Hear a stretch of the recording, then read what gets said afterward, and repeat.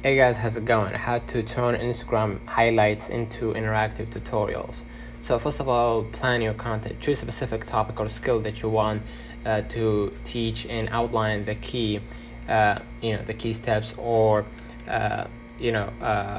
information, and then use tools like Canva or Adobe Spark to design visually appealing graphics or videos, and incorporate text, images, and icons to illustrate each step clearly, and then post each tutorial step as in Instagram story. Utilize interactive features like polls, quizzes, and question stickers to engage viewers, and then after posting the stories, save them to the designated highlight. Create a catchy cover image and an engaging title for easy access, and then prompt followers to ask questions in DMs or comment on your post related to the tutorial, and then add new tutorial or refreshing existing content based on feedback and engagement. And by effectively combining visuals and interactive features, you will create engaging and informative tutorials that enhance viewer experience. So let me know in the comments if this video helped you.